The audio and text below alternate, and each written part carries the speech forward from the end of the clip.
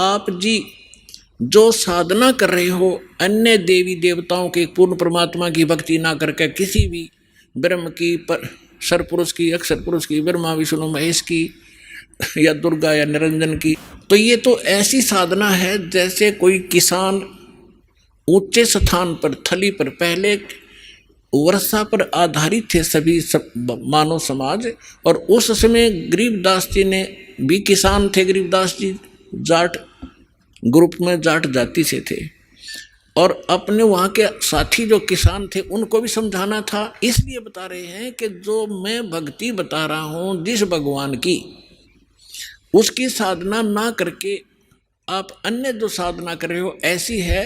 जैसे ऊंची थलियों पर, ऊंचे स्थानों पर बीज बो दिया, खेती कर ली,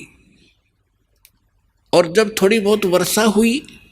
तो उस थलियों का पानी एक समतल स्थल पर, डहर बोलते थे उसको, डहर, वहाँ आकर इकट्ठा हो जाता था और उस स्थान को, डहर के अंदर पानी वर्षा भी और आसपास के ऊंचे क्षेत्र का उसी में आ जाता था।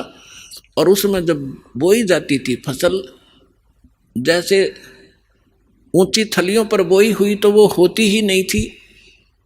और डहर में बीजा हुआ 1 एकड़ में मनमाने 50 मन कनक हो जाती थी,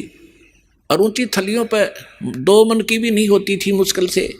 तो क्या बताते हैं गरीबदास साहब जी, एक फॉर एग्जाम्पल बता रहे हैं कि तुम ऊंची थलियां खेती बो, भूल गए निज डेरे नु। इस परम पिता परमात्मा सतपुरुष कबीर साहब की भक्ति ना करके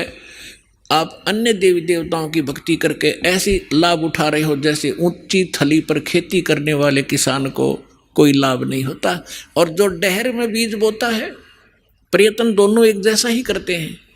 तो उस डहर वाली यानी उपजाऊ जमीन में और समतल जमीन में घना लाभ होता है।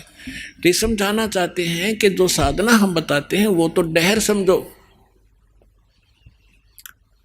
अब फिर बताते हैं,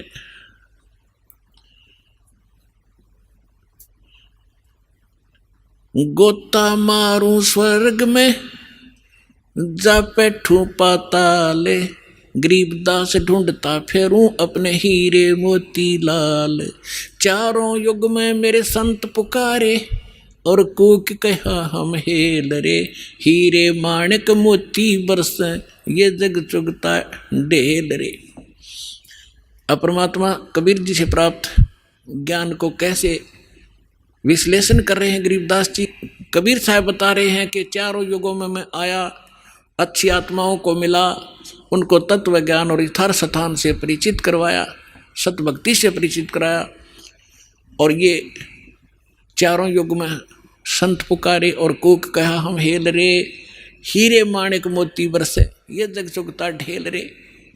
हम तत्व ज्ञान और यथार्थ साधना रूपी हीरे मोती लालों को बखेर रहे हैं, और आप जी इस ज्ञान से परिचित न होने के कारण इन लाल और हीरे मोतियों को ग्रहण ना करके कंकर पत्थर, आन उपासना रूपी कंकर पत्थर इकट्ठे कर रहे हो, जो तुम्हें बाद में कोई लाभ नहीं देगी।